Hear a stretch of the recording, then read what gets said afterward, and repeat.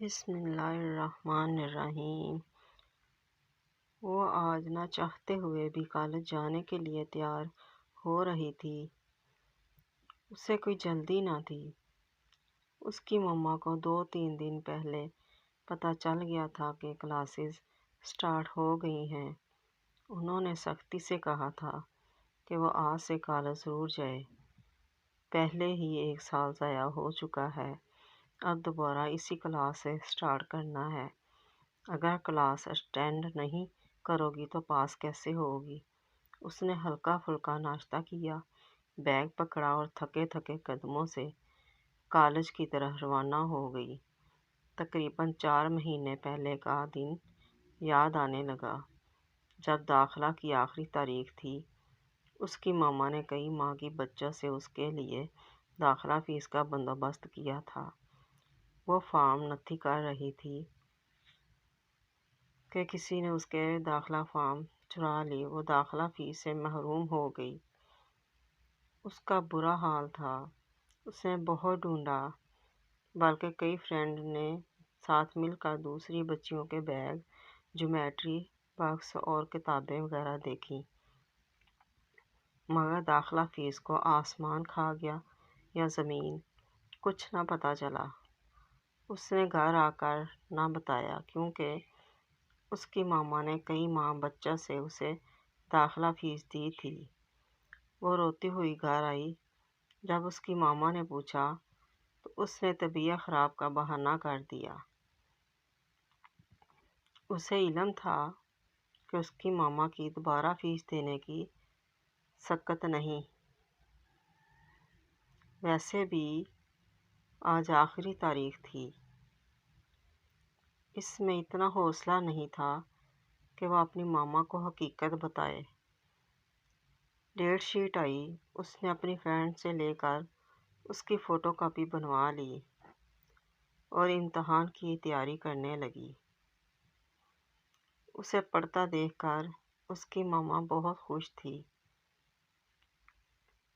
کہ بیٹی محنت کر رہی ہے۔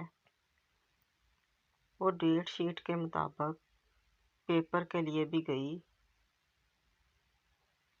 اس کے بعد بھی کئی ایک چوریاں ہوئیں، کچھ لڑکیوں کا پتہ بھی چلا، مگر اب کیا فائدہ؟ وہ داخلہ سے تو رہ گئی تھی۔ چونکہ ویمن کالج تھا، کسی کو اندر جانے کی بھی اجازت نہ تھی۔ وہ وقت کے مطابق آتی، ایک طرف ہو کر بیٹھ کر پڑھنے لگتی اور مقررہ وقت پر گھر آ جاتی۔ والدہ کو بتاتی کہ پیپر آؤٹ کورس آ رہے ہیں۔ والدہ حکومت اور پیپر بنانے والوں کو کوستی تھی کہ پڑھایا ہے، اس سے پیپر کیوں نہیں لیتے۔ یوں تمام پیپرز ہو گئے اور مقررہ تاریخ پر رزلٹ آ گیا۔ اس نے خود ہی کہہ دیا کہ 3 مضامین میں سپلی آئی ہے، بہتر ہے دوبارہ تیاری کر کے سارے پیپرز دوں۔ مرتا کیا نہ کرتا، گھر والے مان گئے۔ 2-4 دن طنز کے تیر چلائے، پھر نارمل ہو گئے اور پڑھنے کے لیے اس کی حوصلہ افزائی کرنے لگے۔ سوچوں میں گم کالج گیٹ پہنچ گئی۔ اس نے ٹشو سے آنسو صاف کیے اور گیٹ سے اندر داخل ہو گئی۔ وہ فرسٹ ایئر میں اپنی کلاس میں گئی۔ بہت سی نئی بچیاں شور کر رہی تھیں۔ کان پڑی آواز سنائی نہ دے رہی تھی۔ سب خوش نظر آ رہی تھیں۔ ابھی ایک دوسرے سے تعارف کا سلسلہ چل رہا تھا۔ کون سے اسکول سے آئی ہو اور کتنے مارکس ہیں؟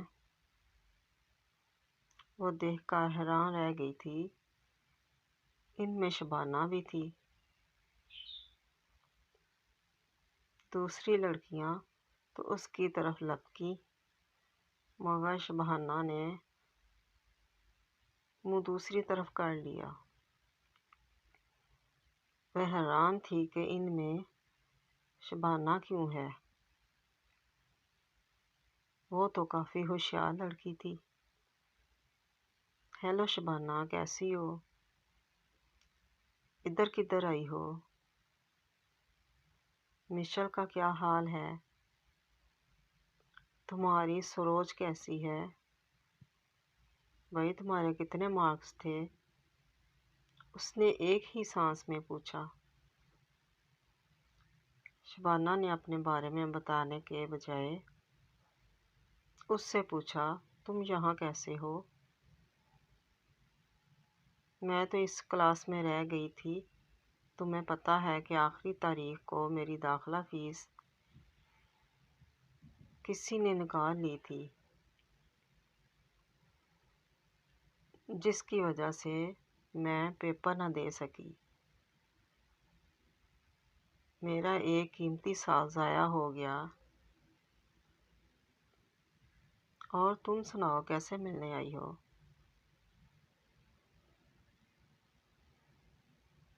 میں بھی اسی کلاس میں ہوں۔ میں تقریباً تمام مضامین میں فیل ہو گئی۔ میرا رجسٹریشن اور دوبارہ داخلہ ہوا ہے، جس کی وجہ سے میرا 2500–3000 خرچہ آیا۔ اوہ، مگر تم تو کافی ہوشیار اور چالاک تھی، یہ کیسے؟ ہاں بھئی، یہ مجھے میرے کیے کی سزا ملی ہے۔ کیا مطلب، کیسی سزا؟ اس نے حیرانگی سے پوچھا۔ یار، میرے ضمیر پر بوجھ ہے۔ تمہارے شبانہ نے آنکھیں نیچی کر کے کہا، تمہاری داخلہ فیس کے پیسے میں نے چرائے تھے۔ جب تمہارا داخلہ نہ ہو سکا اور تم پیپروں کے دوران بینچ پر بیٹھتی تو میرا دل خون کے آنسو روتا، مگر میں وہ پیسے خرچ کر چکی تھی، اور جب پیپر میرے سامنے آتا مجھے کچھ سجائی نہ دیتا۔ جواب آنے کے باوجود کچھ نہ لکھ پاتی۔ میری اصلاح کرنے والا کوئی نہ تھا۔ دوسرا، میرے گروپ میں سمرا شامل ہو گئی، جس نے ہمیں بہت نقصان پہنچایا اور بہت بد دعائیں سمیٹی۔ اس وقت ہمیں اندازہ نہ تھا کہ یہ اتنا بڑا فیل ہے۔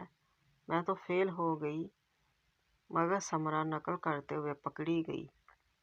نگران سے اس نے بدتمیزی کی تو اس نے اس سے پیپر لے لیا اور امتحان میں بیٹھنے نہیں دیا اور اسے اسکول سے نکال دیا۔ یہ سب سن کر کرن بولی، شبانہ، میں تمہیں معاف کر چکی، اب اللہ سے معافی مانگو اور دوبارہ ایسا فیل نہ کرنا۔ آؤ مل کر محنت کریں۔ اگر صبح کا بولا شام کو گھر آ جائے تو اسے بولا نہیں کہتے۔ دونوں فرینڈ ایک بینچ پر بیٹھ گئیں۔ دیکھا بچوں، چوری کرنا کتنی بری بات ہے۔ چور کو اندازہ نہیں ہوتا کہ اس کے اس فعل سے کسی کا کتنا نقصان ہوتا ہے۔